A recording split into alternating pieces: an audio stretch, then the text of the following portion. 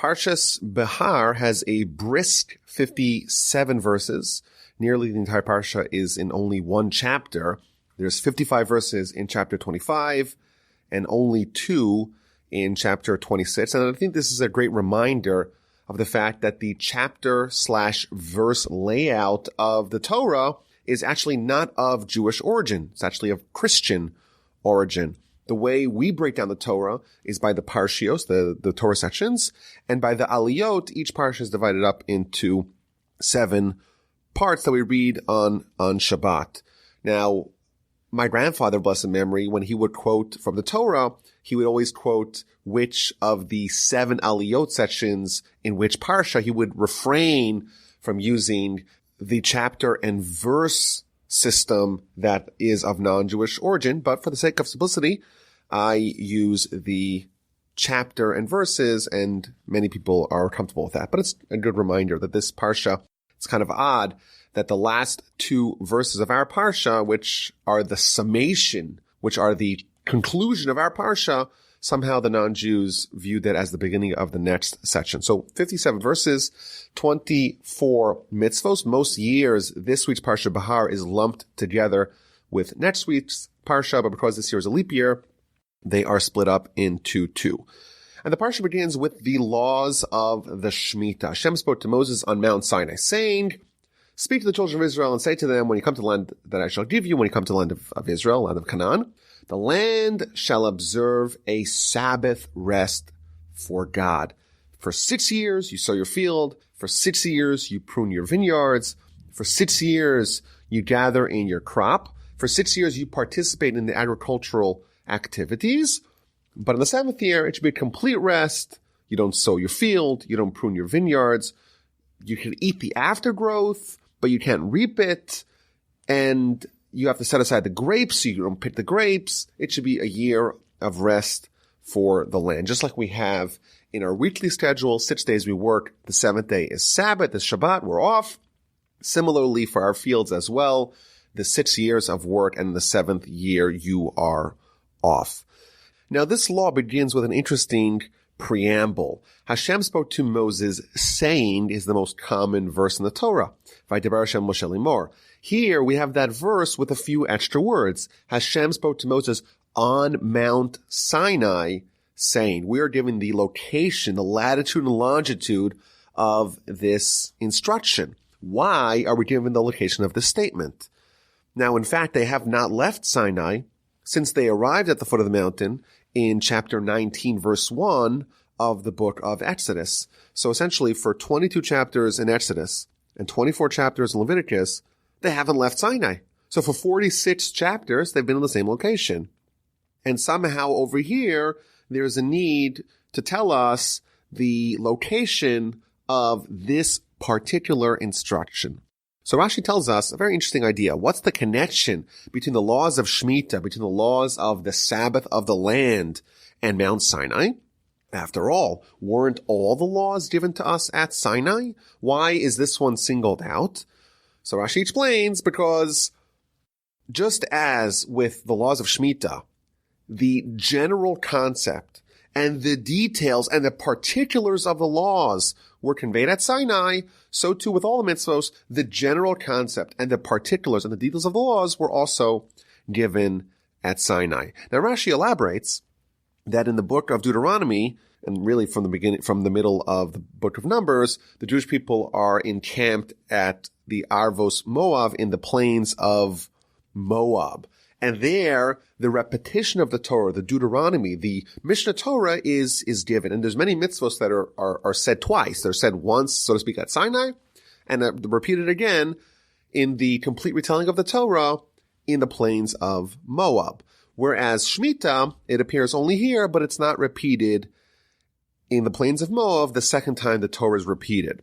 And therefore, we can deduce that clearly all the laws were taught at Sinai because they're not repeated. And therefore, the laws of Shemitah are presented as the evidence that everything was said at Sinai, some things were repeated, some things were not repeated. That's what Rashi explains.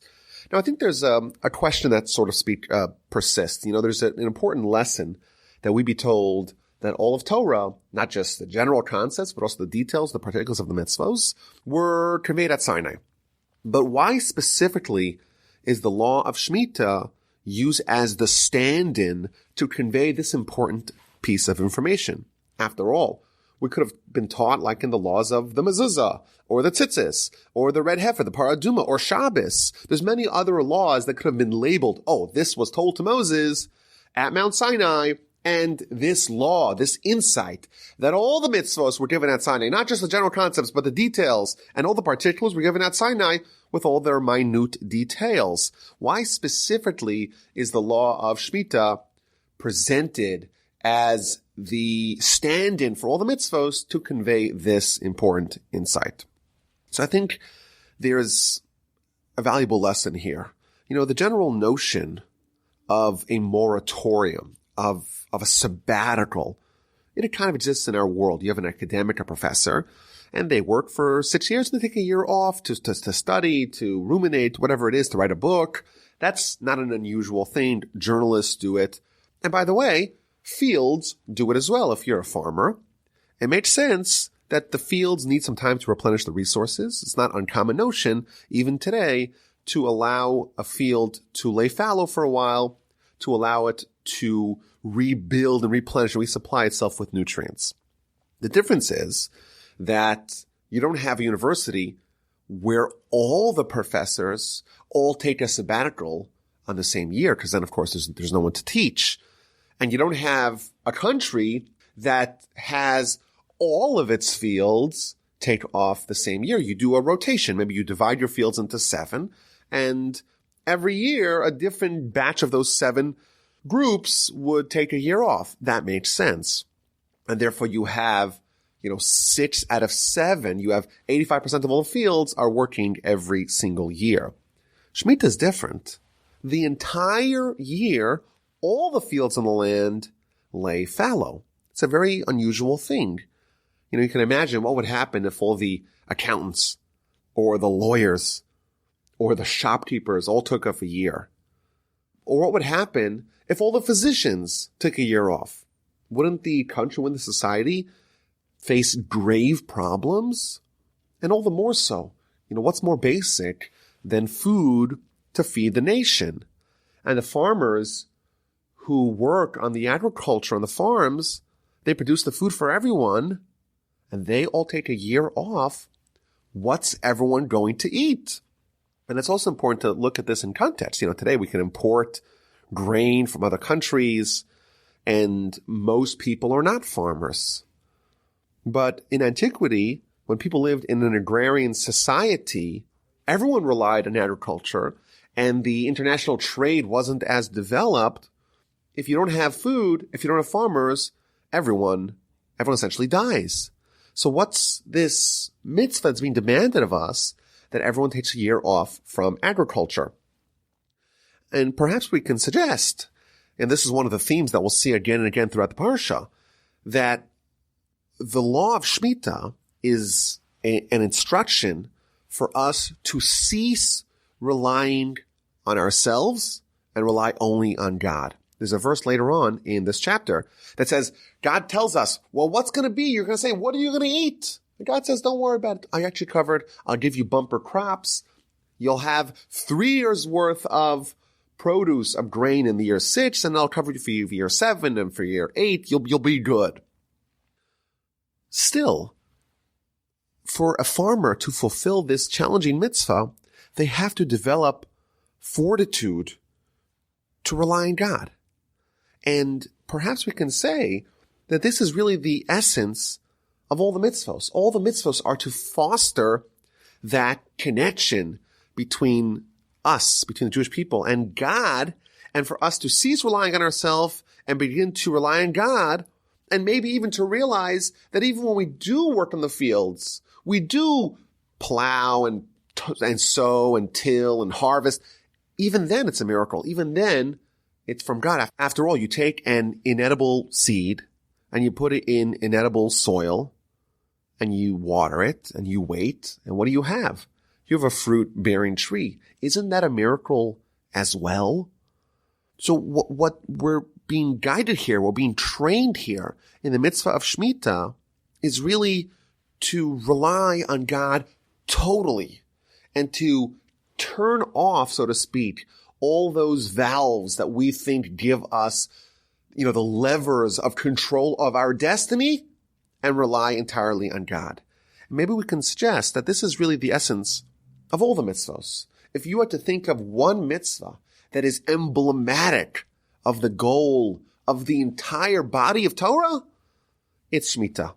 And therefore, yes, there's a need to convey a message regarding all of Torah, and what better candidate than the mitzvah of Shemittah to say, oh, this was given at Sinai, and all the mitzvahs, which are different examples of this message of reliance on God, they too are derived from this mitzvah.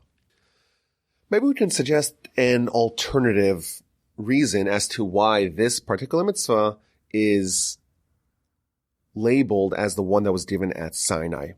There is a midrash that quotes a verse in Psalms. The verse in Psalms says, "Bless God, his angels, men of strength, people that do his bidding, do God's bidding, and people who heed his voice."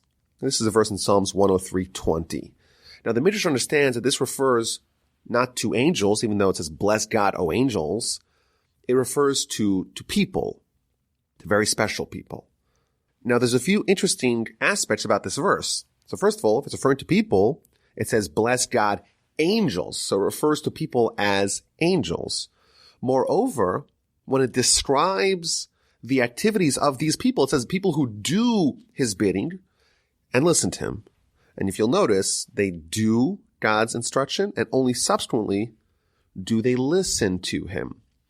At Sinai, there was a very famous response that the Jewish people gave when God offered them Torah, and they said, "Na'aseh v'nishma," we will do and we will listen. They flipped it around. They didn't say, "Oh, show us what's in the Torah and let us decide." They said, "We're in. We're doing it, and afterwards we'll figure out what it entails."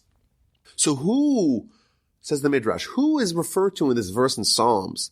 The people who are like angels, the people who do and then listen? So the Midrash tells us these are farmers that obey the law of Shemittah. These are the ones who are the mighty ones. These are the ones who are brave. Why? Because if someone does a mitzvah, you do a mitzvah for one day, you do it for 1 week, you do it even for 1 month, but for a whole year, who could do that? And what do we see? A farmer. He sees his field is empty. He sees his orchard is empty. These are not being tended to. He still has to pay property tax on his field, and he doesn't do anything. He lets his field lay fallow. Is there anyone that's mightier than this? This person is like an angel. What does it take to have the strength, the wherewithal, to be so committed to the word of God? You have to be like an angel. You have to be someone who suspends your free will. You have to do, you have to commit, and only later listen. If you try to do calculations, how am I going to feed my family? If you ask that question, that's a question of a human, not of an angel. And similar to Sinai, God offered the Jewish people the Torah. What's the prudent thing to do? Well, to do your due diligence. What's inside of it? What are the laws? What are the ramifications? What are the consequences? Those are important questions that you have to ask to assess, to analyze the deal. And what do the Jewish people say? We will do and we will listen. We're signing away our lives, so to speak. We'll figure out what it entails a little bit later. Angels don't do due diligence. They listen to God, no questions asked. And there's an amazing implication in this midrash. You know, the mitzvah of Shemitah wasn't given to the very, very righteous farmers alone. It was given to every Jewish farmer in the land of Israel. And by the way, this was not only in antiquity, this law applies still today. And the majority, or at least a sizable minority of farmers in Israel today still obey the Shemitah laws every 7 years. 2008 was a Shemitah cycle year, 2015, and the next one upcoming is 2022. These are Shemitah years. And the brave, courageous farmers in Israel will be taking a year off. And what, in effect, it's telling us is that this mitzvah is an instruction to the farmer. You must become an angel. or at least you must accentuate your soul, your angelic half. And perhaps we could say this is why this mitzvah was chosen as the stand-in for all mitzvos, because what happened at Sinai? At Sinai, the Jewish people behaved like angels. They said, we shall do and we shall listen. And the Talmud tells us that this is the motto of angels. And this is what every farmer who fulfills this mitzvah, what they do. And therefore, there's no greater mitzvah for us to be told God spoke to Moses on Mount Sinai saying, go tell the people, you remember the Sinai mindset? You remember when you were like angels? It's time to perpetuate that. You get to the land of Israel, you have the field, don't ask questions, rely on God, He'll take care of you. And there's a few interesting Rashis here that I think really hammer home this point. The Sabbath produce of the land shall be yours to eat for you, for your slave, and for your maidservant, for your laborers, and for the resident who dwell with you. Rashi tells us that the prohibition of us doing work on the Shemitah year, it's not in enjoying it, it's not in eating it. Rather, we should not behave as if we are the boss. Rather, everyone's equal. You, your laborers, the people who live in your neighborhood, everyone's equal. Normally, it's my field. There's no trespassing. Bitch sign, no trespassing. It's mine. I display ownership. What happens on Shemitah? I say, you know what? The sign comes down. Everyone's equal. Really, it belongs to God. There's a famous story about Reb Chaim Volozhiner that two litigants came to argue over a property. Each one says, no, this is my property. The other one says, no, that's my property. So the rabbi, he takes the two litigants and they actually travel to the location of the property. And he lays down and puts his ear to the ground and he starts listening. Very bizarre. And then he comes up and tells them, it's really interesting. You, person A, say it belongs to you. You, person B, says it belongs to you, but I'm listening to the property. And it says you guys are being silly because both of you will eventually belong to me, i.e. both of you will eventually die and you'll be interred in the ground. And that's a theme that we see here, that we think we're in control. We think that we're in charge. We have a say. We control our destiny, but ultimately it's God. And ultimately we're here for a couple of years. And the hope is that we could accentuate our angelic half before we are all interred in the ground and set to face the Almighty. And I think there's another law here in this year, the seventh year, that really, again, reinforces this point, and that is the law of Shemittah with respect to money. If I loan someone money, they have to pay me back. But every 7 years, the Shemittah cycle annuls those loans. So if I lend my neighbor $100, comes along Shemittah, and I can no longer demand repayment. There are some workarounds, the Prusbul law, but I think this really does show us that we think we're in charge. We think we have this whole balance sheet of, who owes me and it's all mine and I have a calculation, figure it all out. But then comes along Shemitah and we relinquish our control. Everything's in God's control. So that's the law of Shemitah. In verse 8, we read about a very similar law called the law of Yovel, and that's the Jubilee year. So Shemitah is every 7 years.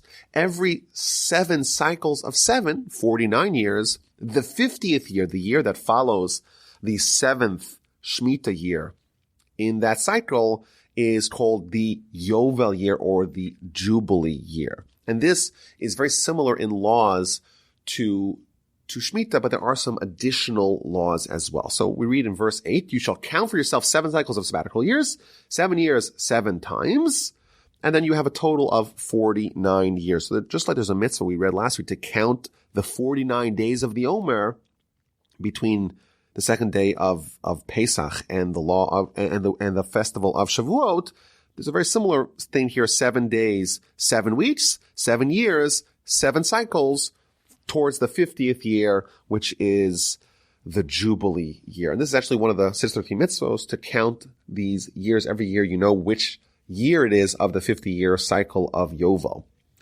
When that year arrives, on the 10th day of the year, which is Yom Kippur, there is a special mitzvah to blow the shofar.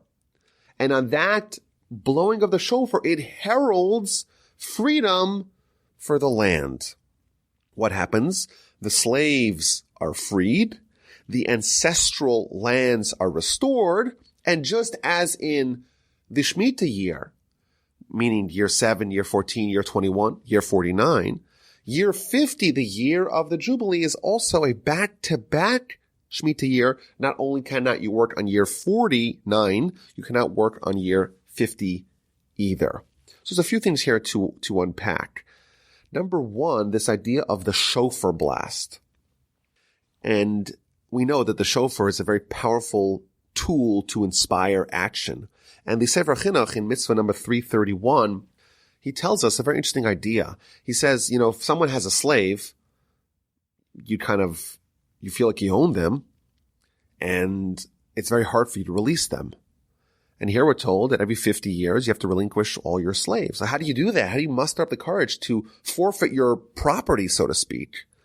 What you do is blow the shofar. And the shofar, it awakens you. It awakens your heart, and it awakens the heart of your slave as well. And when you have this nationwide blowing of the shofar, it kind of sets a reset to the whole cycle. Everyone goes back to their home. Everyone goes back to the ancestral lands. All the slaves are freed. And you know what? It may be difficult, but when you blow the shofar and everyone starts releasing their slaves, it'll be easier for you to release yours. Moreover, even if your slave says, you know what, I kind of like it here, he has to also be awakened by that blast of the shofar. It's time for him to press the reset on his life as well. Now, verse 10 is a very interesting verse here. You shall sanctify the 50th year, that's the Yovel year, the Jubilee year, and proclaim freedom throughout the land for all its inhabitants. It shall be the Jubilee year for you. You shall return each man to his ancestral heritage and return each man to his family. This verse is actually inscribed on the Liberty Bell in Philadelphia, that of course was run to proclaim, to herald freedom in the United States. And the slaves are freed. Ancestral lands are restored. When the Jewish people got to Israel, each family and each tribe was apportioned a section of the land, and each family was given an ancestral plot of land that's theirs. And even if they sell it, they could sell it for a maximum of 50 years, because every Yovel cycle it returns to the family or its heirs. Now, there's an interesting Rambam who tells us how this would work, because the 50th year starts on Rosh Hashanah. The Jewish yearly cycle starts on Rosh Hashanah. Whereas the shofar blast is only on Yom Kippur, which is 10 days later. So what would happen during the interim stage of those 10 days? So the Ram tells us, this is in the Laws of Shemitah, chapter 10, law number 14, that from Rosh Hashanah, the first day of the Jubilee year, until Yom Kippur, the 10th day, there was a interim period. The slaves would not be freed, but would still not be working. And the fields would not be restored yet to their ancestral owners. Rather, what would the slaves do? They would eat, and they would drink, and they would celebrate, and they'd be joyous, and their crowns would be on their heads. Once Yom Kippur arrives, and they blow the shofar, at that point, the slaves return to their homes and the fields are restored to their owners. An interesting idea that even the freedom kind of happens in stages. They're first released from servitude and they have a time of joy, of celebration, and then they're actually sent home. Maybe similar to what happened in Egypt. There was that period at the end of the enslavement, the last year when the plagues were happening. The Jewish people had not yet left, but they were no longer still enslaved. Now, the rest of the Parsha is going to talk about things that don't seem to relate directly to the law of Shemitah, but Rashi tells us all the way at the end of the Parsha that there's a sequence that's following here. There's a certain progression. The law of Shemitah is very demanding. You have to cease work on your field. And you have to risk, essentially, at least in your eyes, you risk the fact that you might go hungry, your family might starve. And it's very difficult.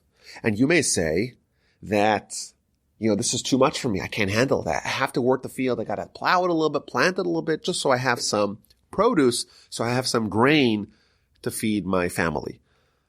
And the rest of the Parsha describes the consequences of that decision. There's a certain subplot, even though the rest of the Parsha seems to be talking about things that are not related at all to Shemitah. They're all describing scenarios in a sequential, progressive fashion of what happens if you reject the law of Shemitah. So the first thing that happens is what happens if someone has to sell items that they own. They have to sell their possessions. So Rashi tells us, if you don't observe the Shemitah, you think you'll become rich after it. You'll think you'll survive. You think it'll help you financially, but you'll need to sell your movable property. And this is kind of the first step. People don't like parting with their stuff, but you know what? If it's movable property, if it's not real estate, it's less painful. If they don't have to sell their home, if they don't have to sell their field, it's not as bad. So this is the first kind of consequence of not obeying the laws of Shemitah, is that you'll have to eventually sell your movable possessions. Now, there's an interesting Rashi here. The verse says, when you should make a sale to your fellow or make a purchase from the land of your fellow, do not aggrieve one another. So law is talking about doing business with other Jews, but doing it with integrity, not to cheat them, not to try to steal from them, to be honest in our business dealings with others. And Rashi also tells us that what's hinted in the verse is that when you do business, you should try to find someone of your brethren, a Jewish person to do business with. So if you have two stores, you could buy your hardware in store A and store B. One's owned by a Jew, one's owned by a non-Jew. We like to support our own. It's a mitzvah for you to support your Jewish brethren in the event that you have options. Don't deliberately say, I'm going to go to the non-Jew just to stick it to my Jewish friend. In fact, do the opposite. Try to give them the opportunity to do the business when it is possible. And then we read in verse 15 that when you want to renegotiate a deal, you negotiate it based upon the sales price. So for example, if someone sells a plot of land that is part of the ancestral heritage of one family, so like we said, it goes till the Yovel, it goes till the Jubilee year. So let's say there's, 40 years left to the Jubilee. It's the 10th year of the cycle. So there's 40 years left. Then in effect, you're not selling the land itself. It's sort of speak like a 40-year lease. And therefore, if you want to buy it back, we know the price per year. You just divide the sales price in 40, and that's the price per year. And therefore, you want to buy it back after 35 years. You have 5 years left, or whatever the year, however many years you have left. That's how much the sales price should be if you restore it. Don't try to cheat your friend. He wants to buy his ancestral homeland. Give it back to him at a fair price. And there's another law here in verse 17. You should not aggrieve your fellows. This, in verse 14, talks about not to aggrieve someone in business. In verse 17, it's not to aggrieve someone with words. You should fear God. I am Hashem, your God. Don't cheat or torment with words. And Rashi explains, as he's done many times throughout this parsha and the previous one, that whenever it says you should fear God, that's a reference to things that maybe you could harbor internal feelings that no one else could know. You could say, I'm not really cheating because there's no way for someone to prove that you really are. But God, of course, knows what you're thinking. God knows what's happening in your heart. And if you're cheating him in your heart, it's still a violation of this mitzvah. And therefore, you should fear God. He knows what's really happening. Now, there's a very important law here that we see in the Sefer Chinuch, in the elucidation of this mitzvah. Someone cannot, by this Torah law, aggrieve his fellow. But what if that person is the recipient of someone else's torment? So what happens if someone is being bullied? Are they allowed to aggrieve the bully? So typically we would think, no, you have to just turn the other cheek, right? No. There's a law, quotes the Sefer Chinuch. If someone comes to kill you, you kill them first. And that does not only apply in cases of life or death. If someone comes to damage you, to injure you, you don't need to be a sitting duck. You don't need to be like sheep to the slaughter. You could defend yourself, and you ought to defend yourself. And of course, this applies with children as well. I tell my children, if someone's hitting you, you hit them back twice as hard. You have to defend yourself. That too is a Torah ideal. Don't be a victim. Don't be someone who just sits and bears the blow. You have to defend yourself. And that applies not only physically, but also emotionally. If someone's attacking you, you have to defend yourself. That's appropriate. Don't let our children, certainly, but we don't let other Jews suffer needlessly. This law, not to aggrieve your fellow, means don't do it unnecessarily. But if that's your way of defending yourself, then that would be okay. A little bit of counterintuitive idea, but makes sense. You shall perform my decrees and observe my ordinances and perform them, then you shall dwell securely on the land. So Rashi here tells us another interesting idea. In the middle of these verses, we have a pledge from God. If we perform his decrees, if we observe his ordinances, then we'll dwell securely in the land. And Rashi explains that this refers back to the laws of Shemittah. If we obey the laws of Shemittah, then we'll have stability in the land. Whereas if we reject it, he's going to kick us out. So similarly to the idea that we saw earlier, that Shemittah is all about us relinquishing our claim on the land and acknowledging that really it's all God's. And therefore, if we obey the law of Shemittah, then God says, okay, you could stay. What happens when we say, we're in charge? God says, oh, you're in charge? Really? Let's see how in charge you really are. And we will get bounced out. And Rashi, again, this is a continuation of that progression that we spoke about, that when we disobey the law of Shemittah, we'll have to sell our stuff, and we'll also, as a result of that, we will suffer the pain and the anguish of exile. And there's a very interesting continuation here that we see in verse 19 through 22. The land will give its fruit, and you will eat its fill. You will dwell securely upon it. In verse 20, if you will say, what will we eat in the seventh year? Behold, we won't sow, we won't gather. Says God, I will ordain my blessing for you in the 6th year. It will yield a crop sufficient for a 3-year period. You will sow in the 8th year, but you will eat from the old crop till the 9th year. Until the arrival of its crop, you will eat the old. God is promising us here a bountiful yield in the 6th year's crop to cover us for year 6, year 7, and year 8 until the time has arrived for us to have the new crop of year 8. This idea is presented as a psychological proof to Torah. If the Torah was of human authorship, would this law, would it ever appear? And could a human make a promise? Oh, the whole nation, take a whole year off of agriculture. Oh, what's going to be? You're going to starve to death? Nah, don't worry, I got you covered. Obviously, a human who would be interested in the continuity of the people that they're trying to control would never make that instruction. So this is an interesting psychological proof that if the Torah, God forbid, if we considered that it was a hoax and the human, so to speak, authors wanted a myth to be perpetuated, this law and this pledge would torpedo his plans. And by the way, the fact that God promises that there will be a blessing in the crop, that's actually been observed in modern times. Like we said, the law of Shemittah is still observed in many farms in Israel, and there's been many documented miracles that happened in these societies, in these farms who observed the Shemittah. So for example, in 1952, there was a miracle that the Shemittah observant farmers delayed planting based upon Shemittah considerations, and they planted way late in the cycle. And that year, the rain was delayed, and therefore all the farmers that had planted in opposition to the laws of Shemittah lost their yield, but the ones who obeyed the Shemittah, they had an 8th year bumper crop. Another miracle happened in 1959.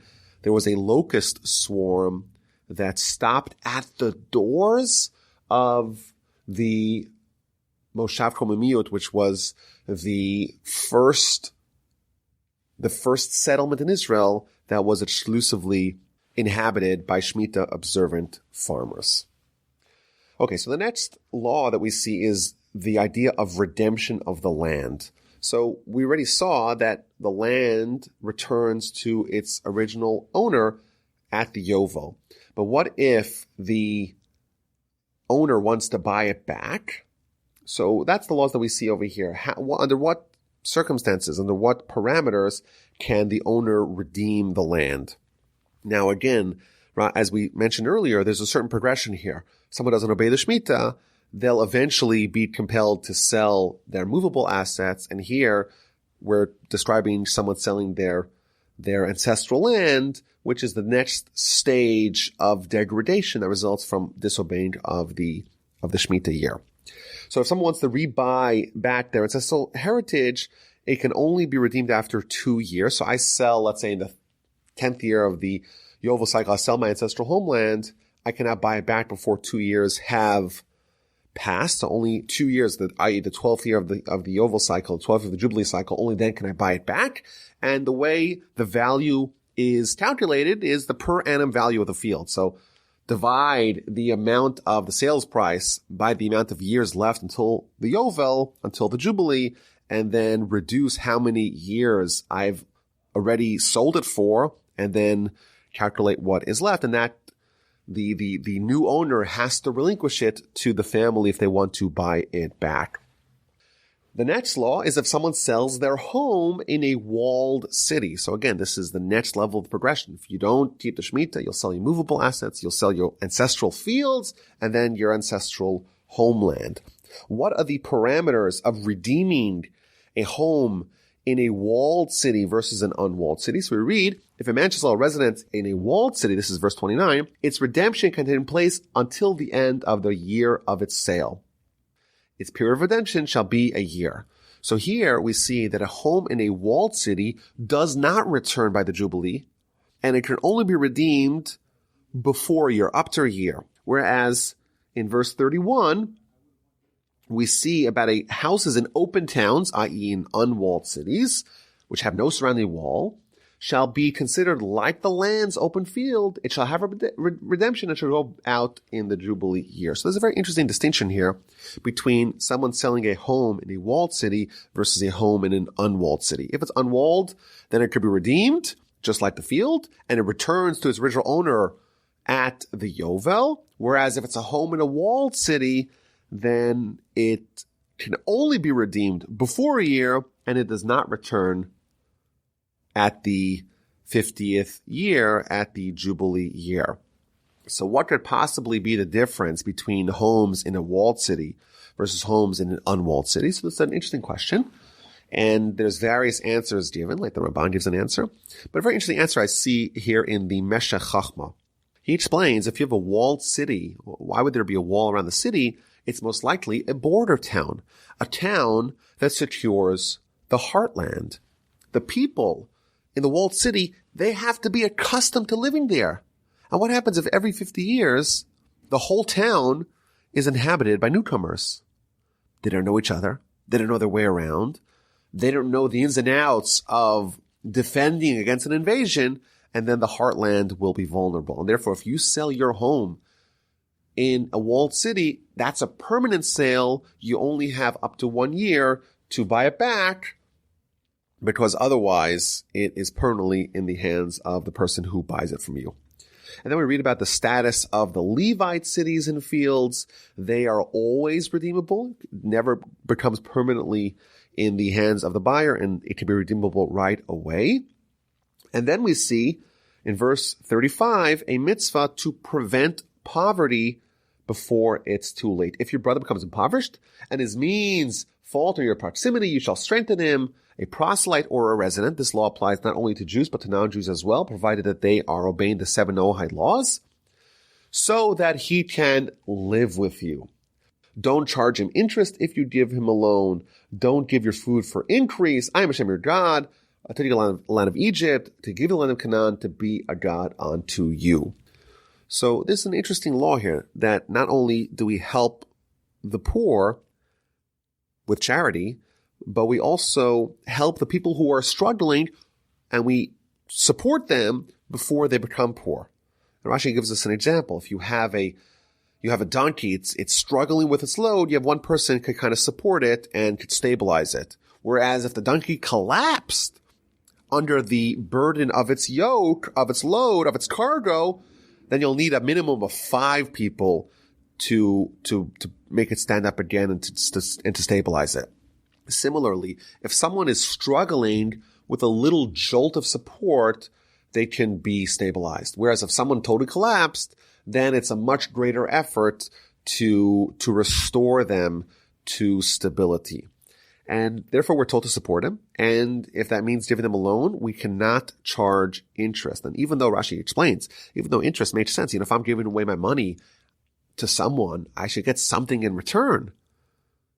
And therefore the Torah tells us, no, I am Hashem your God. Like Rashi explains, every time it says I am Hashem your God, it's a warning, don't do it, even though you think you should do it, or it's okay to do it.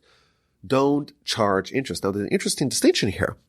Even though we have to support the non-Jew, we are not mandated to give an interest-free loan to a non-Jew. In fact, we should charge interest. The difference is that if you have a Jewish brethren of yours and they need help, we don't charge interest to our brothers. Yes, interest makes sense. Interest makes sense. It's illogical for me to put my money in a place where it's not yielding anything. It's not getting any return. But if it's your brother, you don't charge interest.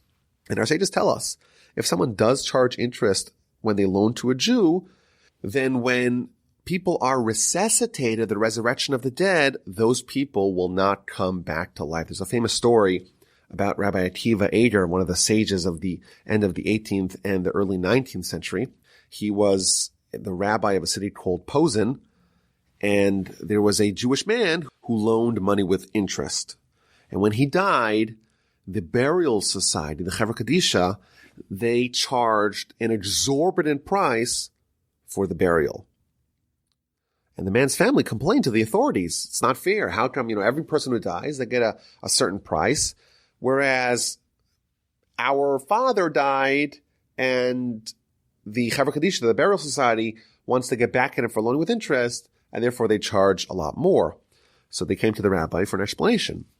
And the rabbi explained that if someone lends with interest, you won't be revived when God revives the dead. And therefore, explains Rabbi Akiva Eger, that an average Jew is buried, well, how long are they going to be using that plot of land? It's temporary. They're like renting the burial plot. Whereas if someone is not going to be revived, well, then it's permanent. And therefore, when someone is buried, a regular Jew is buried, it's only a temporary, therefore it's cheap. It's like a rental. Whereas someone lends with interest, they're buying their burial plot permanently, because you won't rise when everyone else rises, and therefore you should be charged a higher rate. So this is the idea, not to charge interest when we loan our fellow Jews. And Rashi also adds that there are several ways to try to avoid this with loopholes. Don't do that either unless there's a legitimate way to do it. Don't try to do it in an illegitimate way. Don't say, oh, this money is not really mine. It belongs to a non-Jew, and therefore I can charge with interest. Don't try to find creative ways around this. Understand the principle. The principle is this is your brother, and brothers help each other. And again, Rashi tells us that this is a continuation of the progression, the subplot of the whole chapter. If you don't keep laws of Shemittah, eventually you'll have to borrow money with interest. And the meaning behind these laws, we read in verse 38, I am Hashem your God. I took the land of Egypt to give you the land of Canaan to be a God unto you. The reason why I took you out of Egypt, to give you those mitzvahs, and even the ones that are difficult. These are the conditions of our release. We were in shackles in Egypt, and God took us out on condition we obey the laws, even the laws that are very difficult. And these are done in the land of Israel. And in Israel, God is a God over us. And Rashi tells us an idea that we've seen it actually previously in the end of Parshas Acharei, that if someone lives in Israel, they have a much deeper, more intimate connection with God. Whereas when someone leaves Israel, Rashi says that it's as if they're idolaters. It's as if they're severing their connection with God. Meaning that this high stature, this relationship this priorities that we're developing in this parsha, the idea that we're living on a higher plane, we're relying on God, and we're behaving in this very elevated way, that's manifested in our living in the land of Israel. So all these laws, we lend without interest, we annul the loans on the Shemittah, we free the slaves, we return rightfully purchased property, we seize work every seventh year on our fields. All those laws are because of a close relationship, and that close relationship is especially present in the land of Israel. In fact, even today, the relationship that we have with God is felt most in the land of Israel. My grandfather used to love telling over the story of what happened in the Gulf War of 1990 and 1991. In January and February of 1991, Iraq was shooting Scud missiles both at American positions in Arabia, but also at Israel, even though Israel was not involved in that conflict. And in fact, one of these Scud missiles, struck an American barracks in Riyadh and killed 27 soldiers. Whereas 39 missiles fell in the land of Israel, and there was only one direct casualty from those missiles. And the person who died, someone who lived in Tel Aviv, but he was someone who would deliberately annoy people by driving his motorcycle throughout the religious neighborhoods on Shabbat. And my grandfather used to talk about this, the fact that it's almost like, even before the Iron Dome, there was like a heavenly Iron Dome that directed these massive missiles that would create huge destruction if it would hit heavily populated locations. They all fell in fields. They fell in places where no one was injured, no one was killed, and the only person that died was someone who was just a very kind of terrible character, someone who would go out of his way to disobey the will of God. So this is an interesting concept that we see here, that God took us out of the land of Egypt to give us land of Canaan and to be a God for us, and that is manifested most in Israel. Now, the next law is what happens when a Jewish brother of yours becomes impoverished and is sold as a slave. So you have a Jewish slave. And of course, this is the next progression. If someone disobeys God and works on his field on Shemitah, eventually he'll be sold as a slave to a Jewish owner. So what are the laws of having a Jewish slave? You shall not work with him with slave labor. Don't degrade him. Don't embarrass him. Don't force him to do demeaning work that injures his pride, that wounds his sense of self. So Rashi explains, like, don't force him to carry your clothing. Don't force him to tie your shoes. Don't degrade him. Don't treat him in a demeaning fashion. Like a laborer or a resident, he shall be with you until the Jubilee year. He shall work with you. And then he shall leave, he and his children with him. He shall return him to his family, and to his ancestral heritage shall he return. So there's a few things here we see. Number one, that when he leaves, he and his children leave with him. Now, why would his children leave with him? And Rashi explains, according from the Talmud, that when you buy a Jewish slave, so of course it's only a temporary ownership, but it actually comes with responsibilities. And part of those responsibilities are not only feeding your slave, but feeding his family too. And therefore, when he leaves, when your slave leaves, his children go with him because they were really with you. They were your responsibility when he was working for you. In addition, when he is restored, so you read in verse 41, he shall return to his family and to his ancestral heritage. Not only is returned to his family, he's returned to his dignity. If he had a stature that he had previously, he returns that as well. He gets a clean slate like everyone else does on the Jubilee year.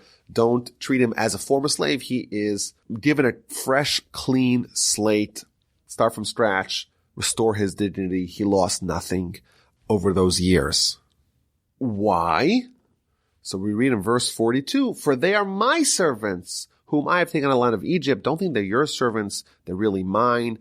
I have priority. My ownership, so to speak, of them, says God, supersedes yours, and therefore when you treat them as a slave, treat them in a manner that's befitting someone who is a child of God, someone who is a Jew. When you sell them, if you have to sell them, don't sell them in the manner of slaves. Treat them with dignity, treat them with respect, and don't subject them to hard labor. Don't force them to do needless work. Don't deliberately torment them and make them do things that you don't need.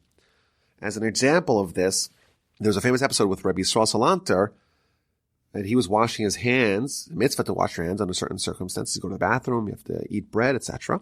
And he was washing his hands very sparingly, using the water very little. And someone asked him, well, why don't you use more water? Why don't you use the water more liberally? And he says, well, who has to collect this water? It comes from the well. Someone has to schlep it. Your mitzvah does not mean someone else should be forced to have to schlep more water. That's an example of being so sensitive. Yes, we're paying them. Yes, if we have a Jewish slave, we, so to speak, own them. But don't force them to do things that are unnecessary. Even if you see some benefit, try to make their life easier. And then in verse 47, read about the ultimate degradation if a Jewish brother of ours is sold not as a slave to a Jew, but as a slave to a non-Jew. And of course, in that instance, we try whatever we can to get them out of that predicament. That said, even though they could be redeemed right away, and we should try to do everything we can to prevent him from falling so low, from losing their identity as a Jew, from being around people who don't value the same priorities that we value. Nevertheless, if we redeem them, we have to pay fair market value for them. And Rashi explains, even if we have the power, we're in charge, it's our land, we don't cheat the Gentile. Why? Because if we do that, it desecrates God's name. And in fact, our sages tell us that not only are we not allowed to steal from a non-Jew, stealing from a non-Jew is more severe than stealing from a Jew. Because there's two sins. A, the sin of stealing, and B, the sin of desecration of God's name. These non-Jews say, hey, look at these Jews. They say they're God's people. Look how they behave in this amoral fashion. And I think it's important to note here. Can we think of anything more important than to rescue a Jew who's being treated as a slave by a non-Jew?